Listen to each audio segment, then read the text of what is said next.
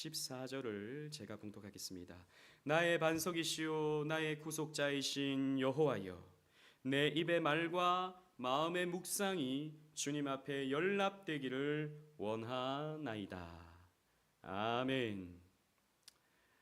이 마지막 구절은 참 유명하죠. 옛날에 그 복음성가 가운데 가장 유명했던 복음성가, 제가 처음 배웠던 그런 복음성가였던 것 같아요. 나의 입술의 모든 말과 나의 마음의 묵상이 주께 연락되기를 원하네. 이 찬양 아십니까? 이 찬양을 몰라요? 사모님 몰라요? 알죠. 생명이 되신 주, 반석이 되신 주.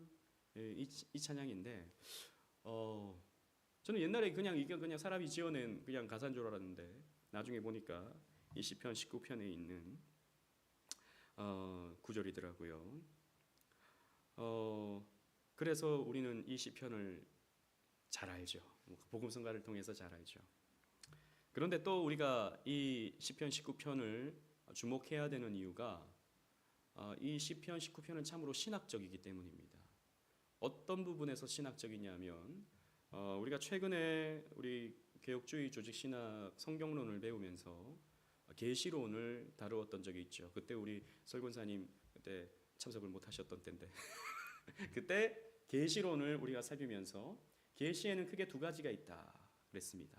하나는 무엇입니까? 일반 계시. 하나님이 자연을 통해서 혹은 역사를 통해서 혹은 인간의 양심을 통해서 말씀하시는 부분이 있어요. 지금도 여러분 이런 탄핵 정국을 통해서 하나님이 우리의 양심을 통해서 말씀하시는 게 있거든요. 무엇이 선한 것이고 무엇이 악한 것인지 말씀하시는 게 있거든요. 그런데 그게 완벽하게 우리가 다 이해하지 못합니다. 그러나 어느 정도는 우리가 일반 계시의 빛 아래에서 우리가 그런 것들을 분별할 수 있다고요.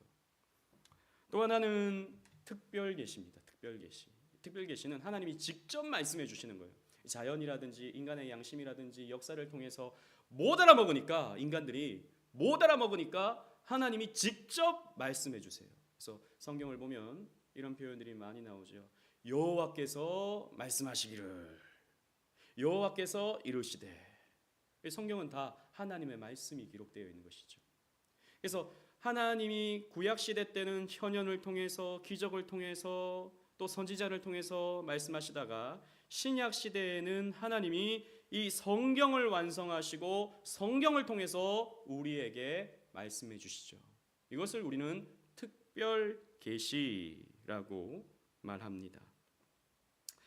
이런 계시의 구분, 일반 계시와 특별 계시의 구분이 언제부터 이렇게 체계화되었는지 저는 그 부분에서는 연구를 안 해봐서 잘 모르겠는데 놀랍게도 3000년 전 인물이었던 다윗은 이 하나님의 계시를 두 가지로 구분하는 것을 오늘 본문을 통해서 알 수 있는 것이죠. 시편 19편은 크게 세 부분으로 나뉩니다. 1절부터 6절까지는 하나님의 일반 계시를 표현합니다. 하나님의 일반 계시. 그리고 7절부터 11절까지는 하나님의 특별 계시를 표현합니다. 특별 계시. 일반 계시와 특별 계시. 그리고 12절부터 14절은 이 계시에 대한 다윗의 반응을 표현하고 있습니다. 하나님이 내려주시는 계시에 대한 반응. 미국의 웨스트민스터 신학교, 지금은 돌아가셨지만 교수셨던 아담스라고 하는 제이 아담스라고 하는 유명한 신학자가 있습니다. 이분은 예배를 정의할 때 예배는 계시에 대한 반응이다 그랬어요. 하나님의 계시에 대한 반응이 예배다.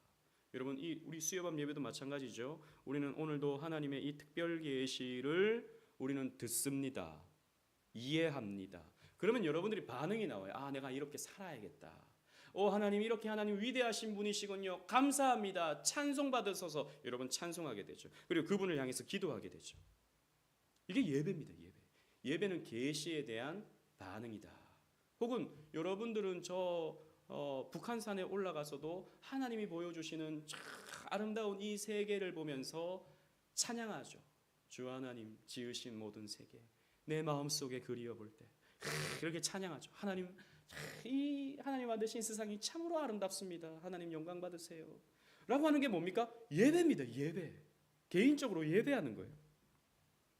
다윗은 이 시편 19편에서 하나님의 일반 계시와 하나님의 특별 계시를 통해서 예배가 또 무엇인가를 노래하고 있는 것이죠. 오늘 이런 관점에서 오늘 본문을 함께 살펴보며 우리도 은혜를 나누고자 합니다. 먼저 1절로 4절 말씀, 제가 한 절, 여러분들이 한 절 교독하면서 읽어보도록 하겠습니다. 하늘이 하나님의 영광을 선포하고 궁창이 그의 손으로 하신 일을 나타내는도다. 날은 날에게 말하고 밤은 밤에게 지식을 전하니 언어도 없고 말씀도 없으며 들리는 소리도 없으나 그의 소리가 온 땅에 통하고 그의 말씀이 세상 끝까지 이르도다. 하나님이 해를 위하여 하늘에 장막을 베푸셨도다. 아멘. 여러분 1절의 이 장엄한 시작을 보십시오. 하늘이, 저 파란 하늘이 하나님의 영광을 선포한다. 들리는 소리 없고 보이는 것은 없는데도 저 하늘을 보니까, 저 파란 하늘을 보니까 하나님이 영광을 선포하고 있는 것을 영으로 듣는 거예요. 또 궁창이 그의 손으로 하신 일을 나타내는도다. 궁창도 마찬가지로 하늘을 다르게 표현한 것이죠. 하늘에서 하나님이 역사하시는 것을 본다라는 거죠. 실제로 보이는 것은 없는데, 여러분 일반적으로 고대 세계는요 자연을 신성화했습니다. 그렇죠? 그래서 어떤 큰 나무 있으면 큰 나무에 이 리본 같은 거 막 달고 그 앞에서 절하고 나무님 우리 마을을 복 주세요. 뭐 이렇게 막 사람들 빌고 그러지 않았습니까? 또 우리도 산에 가면 다 이게 막 돌 쌓아 놓잖아요. 돌 쌓아 놓고 맨 꼭대기에 돌 올려 놓으면 왠지 소원이 성취될 것 같은 그런 느낌. 우리는 안 들지만 불신자들은 든다는 것이죠. 저는 그래서 그걸 한번 허물어 버릴까 이런 생각도 한 번씩 들기도 하는데 괜히 한 번도 허물어 본 적은 없습니다. 있나? 이만한 거. 근데 사람들은 그렇다고요. 혹은 뭐 곰을 숭배하거나 옛날에 우리 조상들처럼 호랑이를 숭배하거나 자연을 신성히 했습니다. 그런데 여러분 이 시편 19편이 이 앞구절이 우리에게 주는 메시지가 무엇이죠? 그 하늘이 하나님을 노래하고 있다는 거예요. 하나님의 영광을 나타내고 있다는 거죠. 여러분 우리 조상들도 고대 사람들이, 고대도 아니죠, 100여 년 전까지만 하더라도 우리나라 사람들은 신을 뭐라고 불렀습니까? 하늘님이라고 그랬어요. 하늘님. 그게 이제 조금 이제 바뀌면서 하느님이 됐죠. 하느님. 하늘에 계신 신이 하늘에 있다라고 생각을 한 겁니다. 물론 저는 그 근원에는 그 하나님의 형상을 가졌기 때문에 신이 하늘에 계시다라는 것을 아는 그런 요만큼의 왜곡된 신성이 사람들의 마음속에 있기 때문이라고 생각합니다. 하지만 어쨌든 천지신명이라고 생각하는 거죠. 물 떠놓고 비나이다 하는 그 신이 하늘에 있다고 생각하는 거죠. 그러니까 하늘 자체가 신이라고 생각을 했던 것입니다. 아니다라는 것입니다. 성경은. 여러분 하느님이 아니라 뭡니까? 하나님이에요. 우리는 물론 사실 뭐 어원적으로 따지면 하느님에서 사실 하나님이 왔다 뭐 이렇게 설명하는 분도 있지만 우리는 의미를 다르게 해석한다는 겁니다. 어쨌든 우리는 어원이 그래 됐는지 모르겠지만 우리는 유일하신 하나님, 그 하나님을 우리는 믿는다라는 것이죠. 하나님이 자연을 만드셨다라는 겁니다. 자연이 숭배의 대상이 아니라 하나님이 우리의 예배의 대상이다라는 거죠. 그래서 신명기 17장 3절로 7절 말씀 나중에 한번 읽어보시면 하나님께서는 일월 성신, 하늘의 해와 달과 별들을 숭배하지 마라. 저런 것들은 다 내가 만든 거지. 나를 예배해야지. 저런 해, 달, 별 이런 걸 숭배하지 마라 라고 하나님 말씀하셨다는 거죠. 이방인들이나 섬기는 것이다 라고 말씀하십니다. 여러분, 오늘날 사람들은 점점 이 과학주의 시대에, 이 현대주의 시대에 사람들은 이제 더 이상 자연을 숭배하지 않죠? 이 말에 여러분 쏘가 넘어가시면 안 됩니다. 그렇죠, 그렇죠. 사람들은 은연중에 보세요. 우리 옛날 뭐 산에 산신령 또 뭐 호랑이님 뭐 천지신명 이런 거 요즘 누가 섬깁니까? 라고 말하지만 여러분 잘 보세요. 오늘날 이 과학주의 시대의 사람들은요, 빅뱅이라고 하는 그 우주 폭발로 이 체계화된 우주가, 이 넓고 이 큰 우주가 만들어졌다는 것을 믿죠. 그러니까 빅뱅이 뭡니까? 우주를 창조한 근원입니다. 그걸 믿습니다. 그죠? 또 인간과 같이 이렇게 고지능을 가진 인간이 어떻게 존재했는가? 진화라고 하는 자연의 법칙을 통해서, 혹은 진화의 법칙을 통해서 이렇게 인간이 인간되었다라고 말하잖아요. 그러니까 과학이라는 이름으로 사람들은요, 무엇을 믿냐? 자연의 능력을 믿습니다.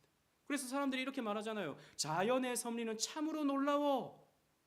우주는 참으로 신비로워. 과학자들이 이렇게 말하잖아요. 뭐 자연의 위엄, 자연의 신비, 자연의 능력. 그래서 시간이 지나면 여기에 뭐 시체들이 이렇게 뭐 짐승들의 시체들이 있었는데 그걸 다 뭐 개미들이 갉아먹고 바퀴벌레가 갉아먹고 구더기가 갉아먹어서 그게 또 거름이 되고 막, 이야, 자연의 섭리는 참으로 놀랍다. 아니죠. 하나님의 섭리가 놀라운 것이죠. 하나님이 신비로운 분이신 것입니다. 우주 천문학자 칼 세이건이라고 있습니다. 칼 세이건. 이 사람은 우주 신봉론자입니다. 우주 신봉론자. 코스모스라는 책을 썼는데요. 이 사람이 한 말 중에 유명한 말이 이것입니다. 이 넓디 넓은 우주 속에 지구에만 이런 지적 생명체인 인간이 존재한다면 그것은 이 우주의 공간에 대한 엄청난 낭비다. 이렇게 말했습니다.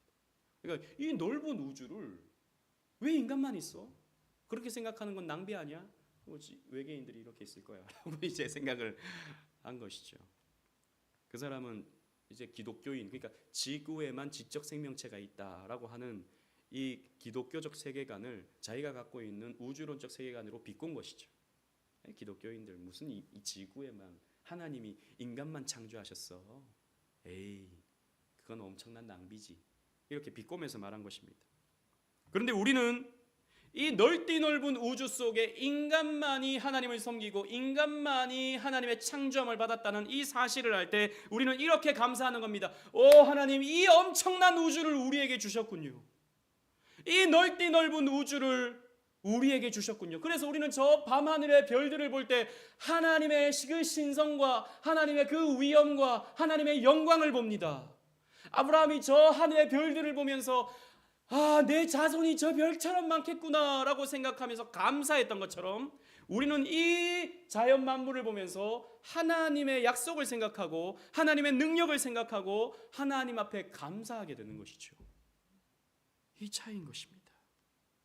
그래서 종교개혁자 칼빈은 창조 세계를 하나님의 영광의 무대다 라고 이렇게 말했습니다.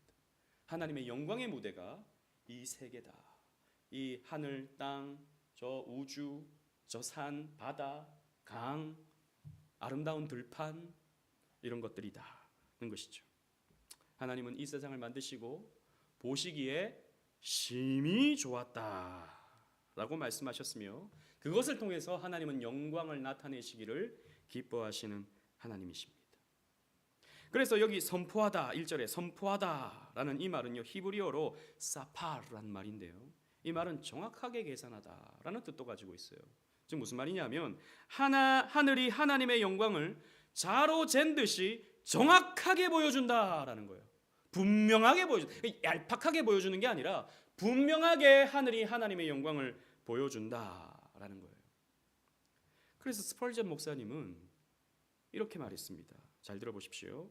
하늘과 그곳에 있는 모든 별들을 바라보면 이 모든 것을 의도적으로 계획하고 조종하시는 창조주, 무한한 지성을 가지신 조물주가 계시다는 것을 인정할 수밖에 없다.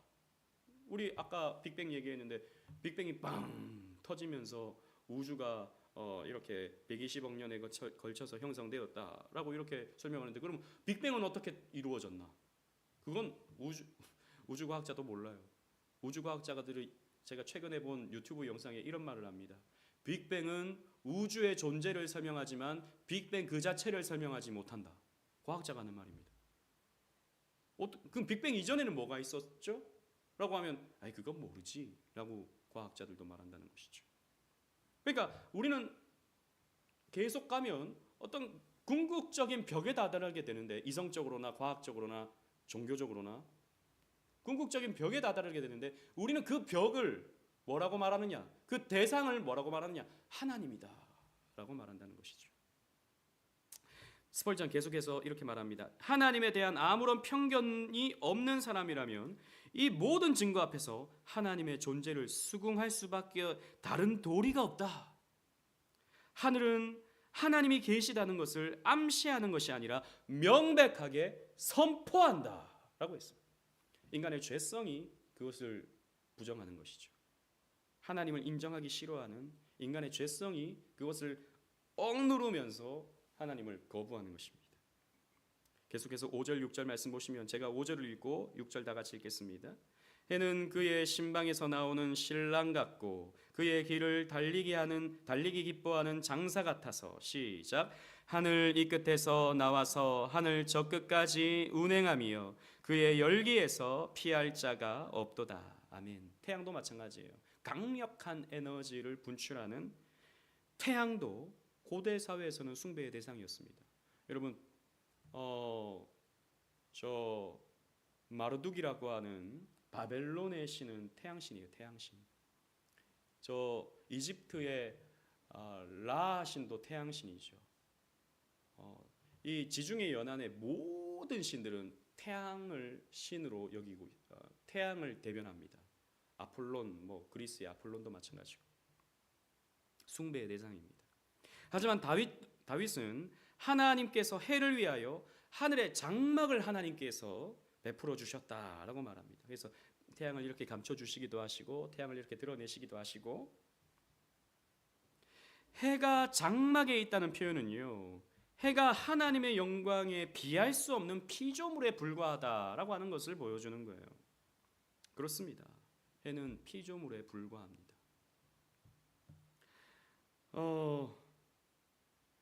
이렇게 여러분, 다윗은요 이 자연 만물을 보면서 하나님을 바라본다는 것입니다.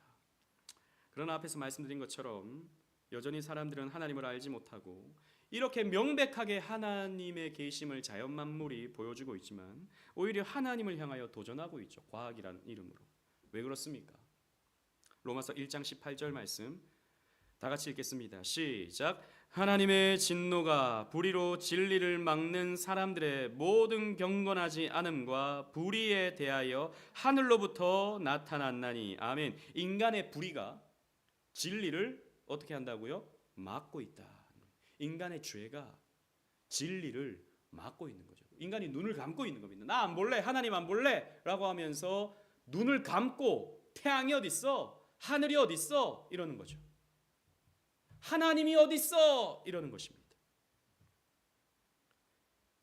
인간의 죄가 인간의 인격과 양심을 파괴했기 때문입니다. 그래서 하나님은요 지금 이 시간에도 진노하고 계세요. 하나님이 명명백백하게 자연을 통해서 하나님의 존재를 드러내시는데 인간의 죄가 그것을 가로막고 있으니까 하나님이 진노하십니다. 그래서 이것을 심판의 근거로 삼으시는 거예요.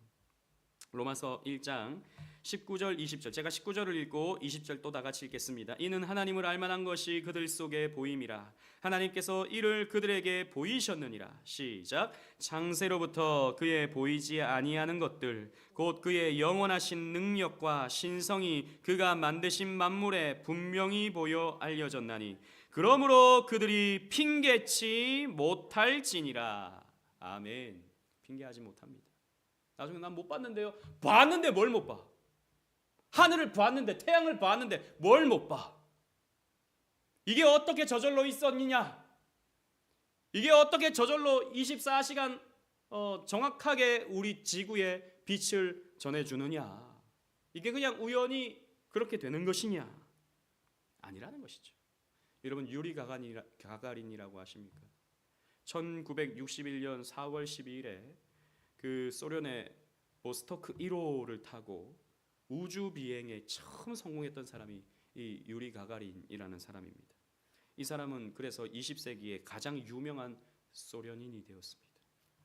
우리가 잘 아는 것처럼 소련은 당시 공산주의로 전 세계를 사실 어떻게 보면 영향을 미치던 그런 나라였죠. 그래서 미국과 경쟁하면서 먼저 우주인을 태워서 보낸 것입니다. 공산주의는 기독교를 부정하니까 가가린은 우주에 갔다가 지구로 돌아와서 이렇게 말했습니다. 제가 우주에 가봤는데요, 하늘 끝까지 가봤는데요, 하나님 안 계시던데요, 이렇게 말했습니다. 우주로 가봤다. 그러니까 하나님이 하늘에 계시다 그랬는데 가봤는데 없던데, 이렇게 비아냥거리면서 가가린이 말했습니다. 그게 이제 막 신문마다 대서특필이 되는 것이죠. 미국에서도 영국에서도 그게 기사화돼서 나온 겁니다. 이 기사를 본 C.S. 루이스, 변증가죠. 기독교 변증가인데, 이 C.S. 루이스는 그 옥스퍼드에서 문학을 가르쳤는데, 교수였는데, 그 기사를 보고 이렇게 말했습니다. 햄릿이 2층 집에 올라가가지고 2층 자기 방에 올라가가지고 섹스피어는 없는 것 같은데? 라고 말하는 것과 똑같다, 이렇게 말했다는 거죠. 그러니까 여러분, 햄릿은 섹스피어가 썼지 않습니까? 희곡이지 않습니까? 햄릿이 섹스피어를 압니까? 모르죠. 그러니까 이게 하나의 비유인데, 햄릿이 어떻게 섹스피어를 압니까? 자기를 만든 존재인데 사느냐 죽느냐 이것이 문제로다 라고 말은 잘하지만 아무리 2층 방을 올라가고 아무리 옥상에 올라가도 섹스피어를 만날 수가 없는 것입니다. 왜? 섹스피어는 햄릿에게 있어서 창조자이기 때문입니다. 마찬가지예요. 인간이 달나라를 가든 화성을 가든 명왕성을 가든 다른 뭘 통과해가지고 다른 차원의 세계로 가든 지금에 있는 우리 이 세계로는요, 그 하나님을 볼 수가 없는 것이죠. 천국에 가야 하나님 만나는 거지. 가가린은 꽤나 스스로 똑똑한 위치에 올라서 있다고 생각했을지 모르지만 그는 타락한 지성을 가지고 있었기 때문이에요. 제한된 지성을 가진 인간이었을 뿐이기 때문에 하나님을 볼 수가 없었던 것이죠. 죄 때문입니다. 하나님은 이렇게 죄로 얼룩진 인간에게 더 분명한 계시를 주셨는데 이것이 무엇입니까? 특별 계시입니다. 하나님은 모세를 통해서 10계명을 새겨주셨고 모세에게 직접적으로 말씀해 주셨죠. 그래서 모세는 처음으로 이 모세오경, 창세기, 출애굽기, 레위기, 민수기, 신명기를 썼습니다. 하나님 말씀으로 말이죠. 그래서 하나님은 당신의 백성들에게 이 모세를 통해서 그 이후에는 또 선지자들을 통해서 말씀해 주시는데 그것을 성경에서는 율법이라고 말합니다. 성경에서는 이 모세오경을 비롯해서 구약 성경 전체를 율법이라고 이렇게 표현하는 것이죠. 그런데 또 우리가 이 본문에서 좀 주목해야 될 사실이 하나 있는데 하나님의 이름에 대한 것입니다. 앞에서 본 1절부터 7절까지 보면 하나님에 대해서 히브리어로 보면 엘이라고 되어 있어요. 그냥 하늘이 하나님의 영광을 선포하고 할 때 엘, 하나님을 엘이라고 표현하고 있는 거예요. 8절 그렇게 표현하고 있는데, 그런데 이제 7절 이하를 보면 7절부터 이제 특별 계시라 그랬죠. 7절 이하에 보면 하나님에 대해서 표현이 달라집니다. 여러분 어떻게 달라지죠? 그렇죠. 여호와라고 부르고 있다는 것입니다. 여러분 여호와라고 하는 이름은 엘이라는 표현과 조금 달라요. 엘이라는 표현은 창조자라고 하는 그런 엘로힘, 그러니까 창조자, 만물을 다스리시는 분이라고 하는 그런 의미가 있어요. 그래서 엘로힘이 하늘에서 온 분이란 뜻이거든요. 그래서 줄여서 엘이라고 표현하는데, 그래서 우리 하엘이 엘자 교회 많이 쓰잖아요. 엘자가 이제 하나님을 표현하는 거니까. 어쨌든 근데 여호와는 다릅니다. 여호와. 여러분, 하나님이 당신의 이름 여호와를 언제 드러내셨죠? 그렇죠. 우리 권사님 대단하십니다. 모세에게 자기의 이름을 여호와로 드러내셨죠. 그러니까 하나님이 모세와 언약을 맺으시고 그 언약의 대변인인 모세에게 자신의 이름을 나타내실 때 나는 스스로 있는 자 여호와다라고 말씀하신다는 것이죠. 따라서 이 여호와라는 이름은 언약적인 이름입니다. 언약적. 나는 너희와 언약을 맺는 하나님이다라고 할 때 여호와다. 나는 아브라함의 하나님, 이삭의 하나님, 야곱의 하나님, 여호와 하나님이다라고 이렇게 말씀하시거든요. 이 여호와라는 말이 말씀을 주심을 통해서 언약을 맺는다라는 거예요. 즉 하나님은요, 이 다윗을 통해서 무엇을 보여주시냐 하면 나는 말씀을 통해서 너희와 언약을 맺는 여호와 하나님이다 라고 말씀해 주고 있는 것입니다. 자, 그래서 7절로 9절 말씀 함께 또 교독하면서 읽어보도록 하겠습니다. 제가 7절 읽고 8절은 여러분들이 이렇게 읽으면서 9절 다 같이 읽겠습니다. 여호와의 율법은 완전하여 영혼을 소성시키며 여호와의 증거는 확실하여 우둔한 자를 지혜롭게 하며 여호와의 교훈은 정직하여 마음을 기쁘게 하고 여호와의 계명은 순결하여 눈을 밝게 하시도다. 여호와를 경외하는 도는 정결하여 영원까지 이르고 여호와의 법도 진실하여 다 의로우니. 아멘. 하나님의 말씀을 6가지로 표현하고 있어요. 6가지로. 자, 보세요. 율법. 제가 아까 구약 성경을 한마디로 율법이라고 표현한다고 말했지 않습니까? 율법. 또 증거. 그 다음에 교훈. 그 다음에 계명. 그 다음에 여호와를 경외하는 도. 그 다음에 법. 이렇게 6가지로 하나님의 말씀 성경을 표현하고 있는 거예요. 여러분, 율법이라는 표현은요, 가장 포괄적인 개념입니다. 하나님의 말씀을 포괄적으로 표현할 때 율법이라고 한다는 것이죠. 하나님 말씀 전체를 율법이라고 성경은 표현합니다. 이 증거라는 말은 하나님 자신에 의해서 입증된 진리, 그러니까 하나님이 직접 증거하시는 말씀, 이게 증거인 것이죠. 성경은 하나님의 증거입니다. 그러니까 세상의 그 어떤 것보다도 믿을 만한, 신뢰할 만한 말씀이다 라고 할 때 하나님의 말씀은 증거입니다 라고 우리는 말한다는 것이죠. 성경이 하나님 말씀인 증거가 어디 있습니까? 성경에 있다는 거죠. 하나님이 살아계시다는 증거가 어디에 있습니까? 성경에 있다라는 것이죠. 우리는 다 성경을 증거 삼아서 이해하고 깨닫고 따르는 것이죠. 또 교훈과 계명이라 그랬는데 이것은 하나님께서 결정이나 권위를 가지고 우리에게 말씀하시는 명령을 가리키는 것이죠. 즉 권위가 강조되는 개념이 교훈과 계명입니다. 우리가 지켜야 할 것들, 우리가 따라야 할 것들이 되는 것이죠. 또 여호와를 경외하는 도라고 하는 이 표현은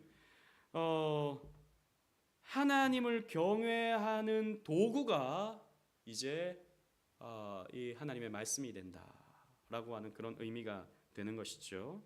그리고 마지막으로 이제 법이라고 되어 있는데 사실 법칙이라고 표현하는 것이 좀 더 맞는 것 같습니다. 영어로 표현하면 율법은 law고요. 그 다음에 이 법은 rule이거든요. rule. 그러니까 심판 혹은 다스림, 법칙 이런 뜻을 가지고 있는 거예요. 이 법칙은 즉 하나님은요 사람을 판단하시고 심판하시고 판결하시는 하나님이시다. 무엇을 통해서? 말씀을 통해서. 그래서 말씀을 법이라고 말하는 것이죠. 그러나 오늘날 마귀는요 또 이 하나님의 말씀을 우리를 억압하고 우리를 가두고 하고 싶은 건 못하게 하고 하기 싫은 것 억지로 하게 만드는 올무 같은 것으로 생각하게 만듭니다. 마귀가요. 하지만 여러분, 우리는 기억해야 됩니다. 이 다윗이 표현하는 것처럼 성령께서 우리 가운데 임하시면, 하나님의 영이 우리 가운데 임하시면 이 하나님의 말씀을 통해서 우리가 소성합니다. 우리가 살아납니다. 또 우리를 지혜롭게 합니다. 또 우리의 마음을 기쁘게 합니다. 또 우리의 눈을 밝게 합니다. 또 우리의 생명을 영원하게 합니다. 궁극적으로 우리를 의롭게 합니다. 이게 다윗의 표현입니다. 6가지의 표현. 다시 소성케 하고 지혜롭게 하고 기쁘게 하고 눈을 밝게 하고 영혼에 이르게 하고 우리를 의롭게 한다라는 거죠. 무엇을 통해서? 특별 계시인 성경을 통해서. 그래서 다윗은 이렇게 노래합니다. 10절 11절 제가 10절 다 같이 읽고 11절 우리 다 같이 또 10절을 제가 읽고 11절 다 같이 읽어보겠습니다. 금 곧 많은 순금보다 더 사모할 것이며 꿀과 송이꿀보다 더 달도다. 시작. 또 주의 종이 이것으로 경고를 받고 이것을 지킴으로 상이 크니이다. 아멘. 주의 말씀이 어찌 그리 단지요 내 입에 꿀송이보다 더 하나이다. 다윗이 또 다른 시편에서 이렇게 표현했는데 순금보다 더 사모한대요. 순금보다. 돈보다 더 소중한 것이 하나님 말씀이다. 여러분, 맛있는 거 뭐가 있을까요? 또 우리 꿀은 맛있긴 한데 뭐가 맛있어요? 뭐 우리 또 요리 잘하시는 또 우리 설권사님 뭐 고등어 조림 너무 잘하시잖아요. 고등어. 와, 너무 맛있어요. 근데 그거보다 더 맛있는 게 뭐예요? 하나님 말씀이다. 여러분, 아멘이십니까? 아멘이 잘 안 나. 그렇죠? 근데 여러분, 정말 우리가 은혜 받잖아요. 성령께서 역사하시잖아요. 그러면 하나님의 말씀이 너무 달콤해요. 너무 달콤해요. 저는 그런 체험을 참 많이 했는데요. 특히 저는 여러 목사님들한테 영향을 받았지만 특히 이 설교와 관련해서는 서건태 목사님 설교를 제가 참 설교학적으로 또 설교의 어떤 신학적인 그런 맥락이라든지 이런 것에서는 정말 이분을 탁월한 은사가 있는 분인데, 이분은 설교를 한번 하시면 끝내는 게 두려워. 끝내는 게. 그런 체험을 참 많이 했습니다. 좀만 더 하시지. 근데 또 어떤 사람들 보면 막 졸고 있고 그러긴 한데 저는 그런 은혜를 많이 받았어요. 조금만 더 해주시지. 조금만 더 들었으면 하는 그런 은혜를 많이 받았습니다. 하나님께서 역사하시면 우리 그런 체험이 있는 거예요. 또 성경을 읽고 싶은 거예요. 성경을 묵상하고 싶은 거예요. 설교를 듣고 싶은 거예요. 다윗은요, 가장 큰 기쁨이 하나님의 말씀이었습니다. 아우구스티누스는 이렇게 말했습니다. 주여, 나로 성경을 가장 사랑하게 해 주십시오. 하나님, 내 평생에 성경을 가장 사랑하는 마음을 주십시오 라고 아우구스티누스는 기도했습니다. 여러분, 우리의 기도해야 될 거예요. 마틴 루터는 1533년에 이런 글을 적었습니다. 나는 해마다 성경을 2번 읽었다. 우리는 1년에 1독하는 것도 힘든데 나는 해마다 성경을 2번 읽었다. 성경을 크고 강한 나무, 성경 안에서 기록된 말씀들을 작은 가지들이라고 한다면 나는 그 가지들에 무엇이 달려있는지, 그리고 또 그 가지들이 주는 것이 무엇인지 알고 싶은 열망에 불타올라 모든 가지들을 흔들었다. 참 멋진 말입니다. 이 성경 말씀이 도대체 어떤 의미인지 알기 위해서 그 가지 하나까지도 다 살펴보면서 헬라어로 히브리어로 공부하면서 그렇게 루터는 그 열정에 불타서 성경을 연구했다라는 것이죠. 이런 은혜가 저에게도 있어야 되는데 여러분, 말씀을 맺겠습니다. 그래서 이 다윗의 결론이 무엇입니까? 12절로 14절입니다. 제가 한 절, 여러분들이 한 절, 제가 2절 13절을 읽고 14절 다 같이 읽겠습니다. 자기 허물을 능히 깨달을 자 누구리요? 나를 숨은 허물에서 벗어나게 하소서. 또 주의 종에게 고의로 죄를 짓게 말게 하사 그 죄가 나를 주장하지 못하게 하소서.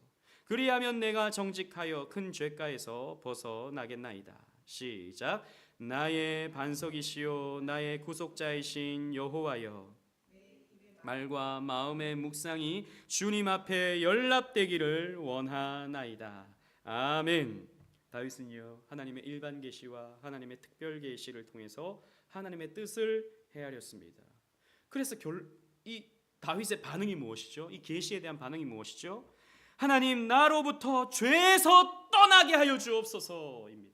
여러분, 우리도 마찬가지예요. 여러분들이 은혜 받는다라고 하는 것이 무엇입니까? 오늘 말씀 참 재밌었어. 오늘 말씀 참 감동적이었어. 여기서 끝나면 안 돼요. 진짜 은혜는 내가 이 죄에서 떠나야겠구나 라고 하는 것을 여러분들이 깨닫는 거예요. 내가 죄인이구나. 내가 죄를 지었구나. 내가 아무 생각 없이 살았구나.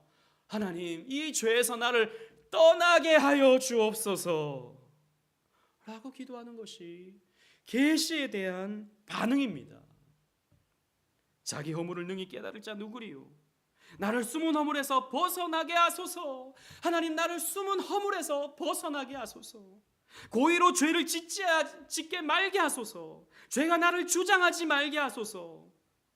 내가 정직함으로 이 죄가에서 벗어나게 하여 주옵소서. 다윗의 반응입니다. 그리고 하나님 말씀에 더 가까이 있기를 원합니다. 나의 구속자이신 여호와여, 내 입의 말과 내 마음의 묵상이 주께 연락되기를 원하나이다. 내가 말하는 모든 것이, 내가 생각하는 그 모든 것이 주님 앞에 나아갈 수 있는, 주님께 드려짐직한 그런 말과 묵상이 되기를 원하나이다 라고 다윗은 기도하는 거예요. 여러분, 이게 예배입니다. 예배. 여러분들은 찬송함으로 그 고백을 올려드리고요, 기도함으로 그 고백을 올려드리는 거예요. 존 버녀는 이렇게 말했습니다. 이 책, 즉 성경이 당신을 죄로부터 지켜줄 것이다. 여러분, 우리는 성경을 통해서 우리는 자연 만물을 보죠. 그래서 우리야말로 일반 계시를 제대로 이해할 수 있는 사람들입니다. 우리야말로 특별 계시를 제대로 이해할 수 있는 사람이 되죠. 또 우리는 성경을 공부하니까. 존 버녀는 계속해서 이렇게 말합니다. 그렇지 않으면 이 죄가 이 책을 멀리하도록 당신을 지킬 것이다. 여러분, 이 말이 무슨 말인지 알겠습니까?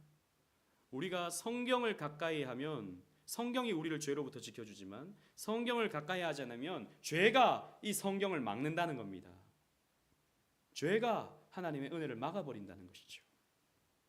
여러분, 그러므로 하나님의 계시를 통해서 죄를 더 멀리하고 입의 말과 마음의 묵상을 통해서 주께서 받음직한 거룩한 모습을 갖는 저와 여러분들 되시기를 주님 이름으로 축원합니다.